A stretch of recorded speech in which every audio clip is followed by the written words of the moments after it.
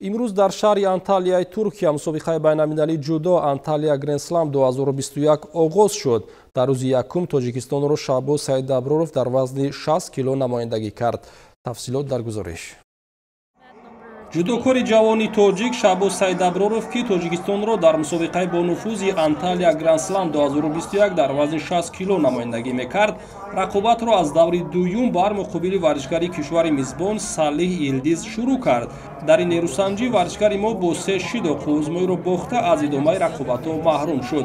باید گفت که در روز نهایی انتالیا گرند اسلم 2021 کشور ما را باز دو جودوچی دیگر کامران شایستوپیرون در وزن 90 و تیمور رحیمه در وزن جمعی 100 کیلو معرفی میکنند. خاطر رسانی میکنیم که شابو سعید ابروروف قبلا در مسابقه تبلیسی گرند اسلم 2021 به گرفتن نشانی برنجی دست یافته بود. So now I can be really difficult to fight with.